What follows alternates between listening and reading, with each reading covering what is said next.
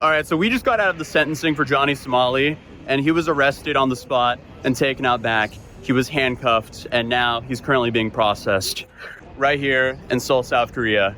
So we have a crazy video for you guys. As of right now, this might be one of the slowest yet most preventable creator train wrecks that I've ever seen in my life. This dude has received so many chances to essentially change his life path and not be a complete burden to society, but still, he continues to double down with his behavior. This guy is essentially actively choosing to destroy his life for some attention online. Like, imagine having the arrogance to fly out to random countries and harass their citizens for profit. The dude went to court in Japan and ended up in jail for 3 months before they finally let him go. And apparently they let him go because he was actively lying to the judge. And this person obviously is the IRL streamer by the name of Johnny Somali. And yet, after doing all of that, when he got out of the Japanese jail after being stuck there for 3 months, he didn't take it as a massive wake-up call to get his life together. No, he chose to double down by publicly bragging about how he lied to the judge. I lied to the judge. The lawyer said, lie to the judge and apologize, say that you're sorry.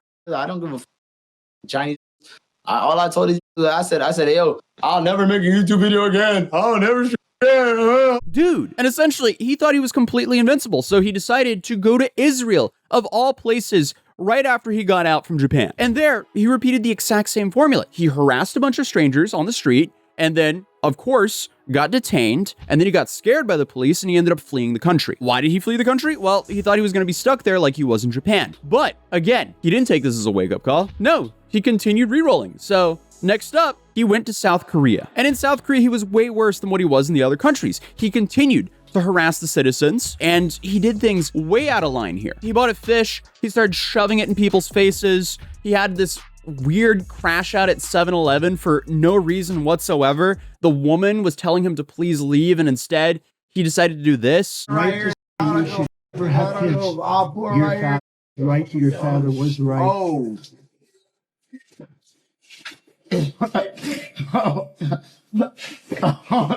And when the South Korean citizens got upset with him, he doubled down like he always does. But this time he went way out of line. So he found the Comfort Women statues, which are statues to honor the fallen female victims of World War II in South Korea here. And he decided to oil them up and strip and dance on them, all for, I guess, attention on his stream and donations. So, I mean, at this point, he thought it was super funny. He thought he can get away with anything. So just imagine the panic he had when South Korea essentially locked their borders for him and took away his passport. And then they tell him, no, you're not leaving the country until your entire trial is finished, you've served your time, and you've paid your fines. What's the sentence? Well, we're about to find out. And obviously, this has been a long saga because, you know, in the past 18 months, Johnny's been trapped in South Korea. He essentially arrived thinking that he could exploit a polite, high-trust society and entertain a fringe group of people who essentially want him to destroy his life. But instead, he triggered a nationwide manhunt. He got banned from every platform that pays him, went completely broke, and then managed to catch 8 separate criminal charges. And currently, the prosecution is demanding 3 years of prison work labor and 5 years on the S offender registry here in South Korea. So today we're taking a look at how the internet's most hated IRL streamer dug his own grave live on camera. But to understand how he got here, we kind of have to look at the playbook, because essentially his business model relied on traveling to strict, high-trust nations, places like Japan and eventually South Korea, and there he just acted like a complete parasite. His job is essentially being a burden to society. He tested the limits of Japan, he spent 3 months in jail there, ended up leaving the country, went to Israel, definitely tested the waters there, fled that country, and then eventually went to South Korea. And obviously, when he landed in South Korea, he got a bit reckless. And the chaos really started when he found soju. He just became a drunken mess off of this. I am not here for the soju though. See, what I got was the water. This is my shaker cup because I'm gonna make some gamer subs. Shout out Gamer Subs for sponsoring this video and making this trip actually possible. So if you want to go support the channel, you can go to atozy.gg/gamersubs. And you can get the best sugar-free beverage on the market. Right now, I'm currently drinking the melon flavor, and only 2 of these scoops can fill this entire cup of ice right here.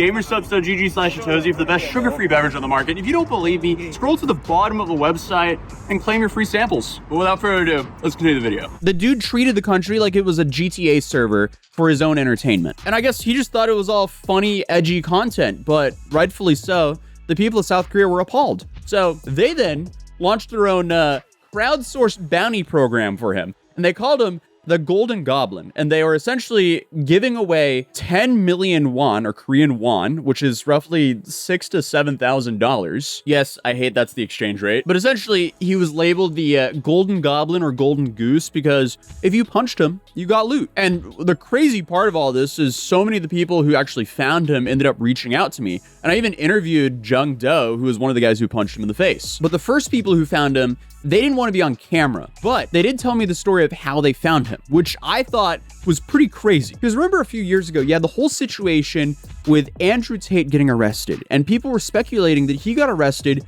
because of a pizza box. Well, Johnny was found because of a pizza box, because they saw the name of the pizza place and they decided to go to every single location of that franchise and ask them, hey, have you seen this man? Did he just buy a pizza from you guys? And they showed a picture of him. When they finally got confirmation that he had actually been to one of these locations, they realized, okay, we know what neighborhood he's staying in. So then one of them was watching his live stream while a bunch of the other guys were running around the neighborhoods screaming. And I guess they were just playing this 1 hour game of hotter and colder, where one guy was listening to see if he could hear any of the guys yelling. And when he finally heard one of them yelling, they were like, okay, we can hear it now. Let's see if it gets louder. So, I mean, there was just an insane amount of dedication there. But while Johnny was being hunted for sport, I guess, punches were the least of his problems, because while all of this was happening, the Korean government was slowly building a cage around him. So in late 2024, the Korean police finally swooped in, but they didn't just give him a ticket. No, they took his passport, they slapped him with an obstruction of business charge for the 7-Eleven stunt. And at the time, Johnny was coping. He was saying, oh, it's not so serious at all. Look, I still have my passport. And then he was showing an emergency travel passport, which I don't think was the main passport he used to travel into Korea.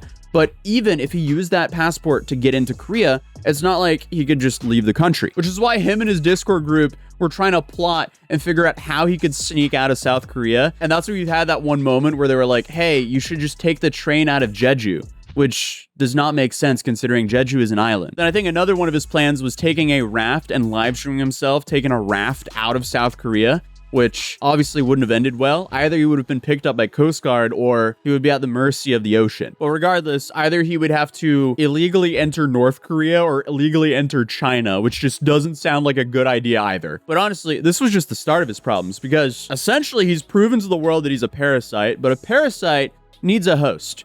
And his host were the streaming platforms he was live streaming on. So what happens when the money printer turns off? Well, he was banned on basically every single platform that paid him. So now he's trapped in a very expensive country with high bills and no income. And the guy got so desperate in April of 2025 that he essentially stalked the streamer Ice Poseidon in real life and begged him to pull some strings to get his Kick account back. Let's have a conversation. That's it. There's nothing to talk. There's nothing to talk about. There's no peace to be made. Listen, come on. I said that. But I don't go around and harass the general public. In what? Okay, listen. You might have me then, okay? I'll give you that. But I honestly don't think I'm a bad person. I want to come back to Kick.com. I want to stream on Kick again. I want to move past this. What is your goal here? You're trying to get him banned on Kick. It's not going to happen. I mean, look at his eyes right there. That is the exact moment his reality shattered. Like, he isn't sorry for what he did to the Korean people. No, he's sorry that he can't monetize it anymore. I mean, even his last friend in Korea, Hank, he had to start begging online for donations because of how much of a burden Johnny was to him. But of course, just when you thought that Johnny hit rock bottom, no, of course he grabbed a pickaxe and just kept digging. Because at the same time all of that happened, you have the entire courtroom circus, where essentially he just self-sabotaged his entire life. Because you would think, a guy who's facing a decade in foreign prison would, put on a suit, be quiet enough to realize how serious the situation is, and beg for some mercy. But no, not this guy. According to every legal professional I've talked to here in Korea, he did the wrong move. Because over the last year, Johnny faced 8 separate criminal charges, and he decided to plead guilty to 6 of them, but fight the 2 main ones. And those were the 2 big ones, which were 2 counts of distributing an 18+ deepfake of a popular South Korean streamer named Bongbong and of another streamer by the name of Youngmom. Under Korean law, that carries a 7-year prison sentence. And this guy live stream himself doing it. And again, every legal professional here in Korea said, show remorse and actually apologize, and most likely you would get a slap on the wrist and the judge would just deport you. But instead, it's safe to say he chose a very different legal route. Fish and causing anxiety. Causing anxiety by carrying a fish. Tell the judge you can suck my. I'll bring a fish to your mother's house. I don't care. You, the judge, prosecutor, y'all can suck my. Is there anything you want to say? Don't you want to apologize? I love North. Hey, send this clip to the president of Korea. Send this clip.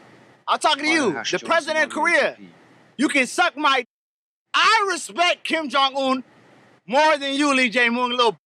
If you're facing over a decade in prison in a foreign country, why would you ever curse out the judge, the judge's family, and the president of the country you're currently stuck in? Then, of course, he showed up hungover to his first trial almost an hour late, and then continued to openly lie in court. So I guess his genius legal strategy was to do all of that and claim he had bipolar disorder like it was some sort of like Monopoly get out of jail free card. And just a few days, he even had his mom write the judge a letter. And what's so crazy about all this is towards the end of the trial, he thought he was doing a great job. He thought he gained a massive win by settling one of the charges. So essentially, he thought that one of the deepfake charges were thrown out. And to be honest, all of us did. And I covered this in one of my videos in October of 2025, because him and Yongman, they went to court in a separate case to settle and decide not to press charges on each other. This was a massive favor by Hank for Johnny, because Hank, he's the guy who was letting Johnny live with him for over a year pretty much. And Hank could actually help Johnny here because the deepfake itself was of Hank and Yongman being intimate with each other. And Johnny showed this clip on his stream laughing at it, and Yongman also showed the same clip on his stream reacting to it in shock. So both of them technically distributed it. And that's what that separate court hearing was about. Essentially, they made an agreement. If Yongman stopped pressing charges on Johnny, Hank would also do the same to him. So in their agreement, both of them dropped the charges. And Johnny heavily celebrated this. He went on a whole victory lap. You go look at the comments in this video. Atozy tried to frame it like I lost in the last court date when I got a charge dismissed. So where's the loss? Tell me, guys. He even called me out for saying that I thought it was going to happen. And I mean, I even said that the charges were dropped because I thought the charges were going to be dropped. But the problem is both the prosecutors have to agree to drop the charges. And clearly they didn't, because Yongman was recently sentenced and he was charged for that exact deepfake incident that they agreed on dropping. And now we know the prosecutor in Johnny's case didn't drop that deepfake charge either. So what Johnny thought was a massive win turned out to just be a massive waste of time. And I've flown out to South Korea now 4 times. Yeah, this is my 4th time here now. And the whole thing is such a massive train wreck. Johnny seems to, for some reason, care more about the angles other live streamers get of him than the reality of his own actions. Seems to be no hype behind this trial. I mean, absolutely nobody's here. Johnny wants me to be a cellmate. I know, right? I'm not doing that. I'm sorry. Just roll your window down when you're coming by if you want me to get a good shot. And the dude is so arrogant that he thinks that Trump is going to save him, despite apparently the U.S. Embassy told him that they want nothing to do with him. If Trump saved Tate, Trump gonna save me. Bro, come on. Donald gonna come save it. Bro, come on. He gonna put some tariffs on these. Trump, I'm telling you, Donald J. Trump, please. I'm an American citizen. I am being held hostage. And all of this brings us to right here, right now, April of 2026. The prosecution is officially recommending 3 years of hard prison labor and 5 years on the S-offender registry here in South Korea. And that is for the deepfake charges. If he does get the max sentences stacked on top of each other, he's currently facing 12 and a half years in prison. And it's safe to say the dude hasn't given the judge a single reason to go easy on him. The judge makes their final ruling now on April 15th, which we're approaching very fast because it's April 14th as of recording this commentary bit right here. All right, good morning. So we're now headed to the final trial day for Johnny Somali. It is sentencing day, and a lot of people are wondering what's going to happen because you have a pretty wide range of things. Most of the legal professionals that we've talked to here, they're thinking that he's going to get in the ballpark of what the prosecution was asking for, up by 25% or down by 25%. But we did hear from someone who I guess has been convicted several times here in South Korea, and he's thinking that most likely he'll get a slap on the wrist or some type of probation and would be allowed to leave Korea. So who knows? And in the morning morning of the trial, Johnny decided to upload this poll where he was trying to get his community to vote on if they think he was actually going to prison or not. And obviously the comments of that were just people roasting him. Here we are outside of the courthouse. It'll be interesting. All right, walking into the trial. They have the news posted up, so they're gonna get some angles. American live streamer Johnny Somali, who had caused an uproar in South Korea with his outrageous acts, such as kissing the Statue of Peace, was sentenced to 6 months in prison. All right, so we just got out of court, and he received a guilty verdict. It was guilty. Yes, we got him, boys. We got him. So that was interesting. This time, when he walked in, it was kind of like he saw a ghost. Like, he didn't give anyone eye contact, sat down. He's looked extremely stressed. And that was it, really. And then it went way faster than what I was expected because he was the first one called up. He was called up on the stand, and the judge asked him, is there any reason for why you should not go to prison? And he said because he had family at home and he misses them, and that was his reasoning, and that he was a student at ASU apparently. But at the end of the day, the judge gave him his prison sentence with labor. So he ended up getting 6 months of prison with labor. Plus 20 days. Plus 20 days. And did he say any fines or anything like that? The 20 days is probably instead of the fines. So okay. 20 days detention is different from prison with labor. So that's for the minor crimes, minor offenses act, instead of a fine. Is there anything else I missed? I think you nailed it. But the 6 months bottom line. Yeah. And the reason that it's reduced so much is because they did not perceive the damage from the deepfakes to be as serious as, what was expected. Yeah. They balanced it out. Yeah. And then he was given like a ban for like going to places with women and children for 5 years or something like that. Correct. That's about offender status. So that's connected with the deepfake, right? So he's got to go register as a sex offender because it's a sexual crime. So he's got to stay away from places involving women and children, just like in the U.S. where you stay away from playgrounds and daycares and stuff like that. And this will affect the type of labor that he'll be doing, just like the prosecutor wanted. So what do you think the most likely labor he'll be doing? Factory labor. I don't know, but the important thing that that the judge pointed out is that they have been monitoring his YouTube, including what he's been doing in the past few weeks. Right. And that has had an effect on their decision. And of course he lied and said he hadn't committed any crimes during the course of the trial, which we've documented, showed, even filed the child sexual harassment charges, which were during the pendency of the trial. And then when they asked if there's any reason he should not be detained immediately, like he's going to serve the sentence, but the question is, do they take him away right now or do they do it later, issue an arrest warrant? Well, so those are the issues. His reasoning, he was allowed the opportunity to speak, to advocate for himself, and his reasoning was, I miss my family. Yeah. Which does not sound very convincing as far as an argument against him being a flight risk. The judge did not care. Yeah. And from what I saw, his mother was not there. A lot of people were speculating online that his mom was going to show up, but I didn't see her there. No Hank. She was not there. Hank was not there either. And so at the very end, he was escorted out of the room, not through the front door that he came in, but through the side door, which is where he was going to go. He did have a full backpack, which means he knew that he was expecting the possibility. A packed full backpack. Yeah. And he was wearing an Israel and USA pin, which no kippah though. No kippah. Oh boy. So after that, he was taken to the back room. Was he handcuffed there? Yeah.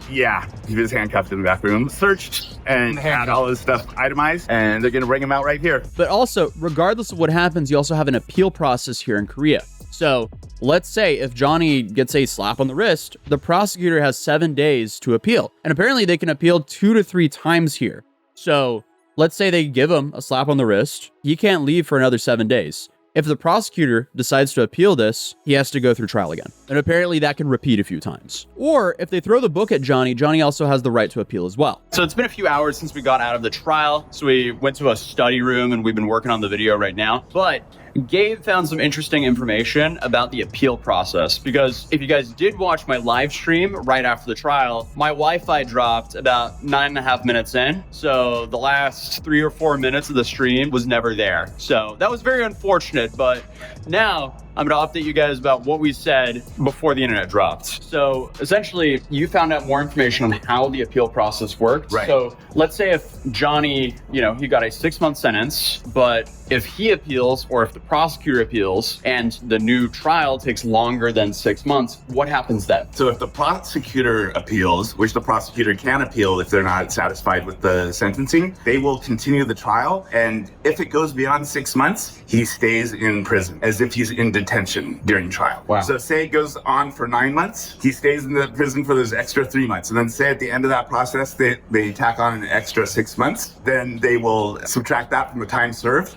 and he will do another 3 months in prison. So that's what it would look like. Now, if it goes on for a long time, which is very rare for an appeal to take that long, but there is a limit of additional time. So if, say it goes on for a year, after another 4 to 6 months, they will let him out and they will continue the appeal trial. But then if it goes another level, say to the Supreme Court, he goes right back in. What do you think the over-under is that the prosecutor appeals this? Well, I think it's very interesting that the Korean press has been referring to this trial as the end of the first trial. They're not calling it the end of the trial. That's interesting. It's very common in these articles for them to call it the first trial. So there's a perception and maybe an assumption that the prosecutor will be appealing a sentence that was actually less than a third of what the prosecutor had asked 20% of what the prosecutor asked for. Exactly. I have here in the Korea Herald, the prosecutor's office was contacted for comment on a possible appeal, but they haven't responded as of press time. Interesting. And then, they state here, under the Criminal Procedure Act, a defendant can be held in custody for up to 6 months during the first trial. So if it takes 6 months, then they can hold him for another 6 months. If the case moves through appeals as far as the Supreme Court, detention may be extended by additional 4 to 6 months at each level, bringing the total possible period of custody to roughly 14 to 18 months. So it could even result in a lengthy trial where he gets more time than the prosecutor wanted. And when it's appealed, it doesn't go in front of the same judge then, right? That's right. It goes before a panel of 3 judges. So because this is sort of escalated, think of it as an escalation, they're going to need more minds and they're going to need the 3 of those judges to come to a consensus. And usually they come to a unanimous consensus, but sometimes they have to really do a compromise. Like there might be one judge that really wants to let the guy go and quit, but the other 2 really want like the maximum punishment, so they'll find some middle ground. But usually they're able to find a consensus. So if an appeal goes through, that would then become very expensive for Johnny because either he gets a public defender or he has to hire a new attorney, I'm assuming. I think he would have no choice but to get a public defender. He would need a major like almost support network, and he doesn't even have a network of one at this point, of one person at this point. Because Hank is no longer supporting him. That's correct. He would need to have that support from outside because it takes work. Yeah. Same is true with the public defender, right? With the public defender, at least the public defender will do their job, but they're going to do the absolute minimum. Right. So it would not be looking very good. I mean, I don't think it would be a strong case anyway, but that would be the way to go. I call it a free lottery ticket because anybody can appeal, and it's not like in the United States where they can reject it. Right. If he decides to appeal, it goes to trial. Interesting. Your chances of winning are the same as a lottery ticket, so it's a free lottery ticket. Well, thank you so much, Gabe, for all of the help throughout the entire trial process. He goes as Culture Brad on YouTube. I'll be linking it down below. He's building this massive documentary on Johnny Somali, and he's released a few clips teasing that documentary on his channel, so definitely recommend checking that out. Yeah. And look, I cover stupid things that happen on the internet for a living, and this has gone so far past just stupid that it's just straight up pathetic. Because for years, the dude thought that just being a burden to society was some sort of weird money glitch, because essentially he was just weaponizing the politeness of polite societies over here in Asia. And Johnny pushed the envelope as far as he could possibly go. But in reality, it seems like things are catching up to him. Because in the long run, you can't expect to just harass people for stream donations and expect to not get any consequences. Regardless though, thank you guys so much for supporting the channel. And thank you so much to GamerSubs for helping me and my team members actually go to South Korea multiple times to cover all this. So if you do want to support the channel, you can go to gamersubs.gg/Atozy. And that gives you 10% off anything on the store because they have the best sugar-free beverages out there. And if you don't believe me, you can get a free one at gamersubs.gg/Atozy. You scroll to the bottom of the website. Limited availability though, because often I promote this and 500 of you guys grab them real quick and suddenly they sell out for a day. So keep checking. But regardless, if you want to support the channel, you can still buy anything for 10% off with my code. And obviously, if you're new here, feel free to subscribe, drop a like if you enjoyed the video, and I'll see you guys in the next one.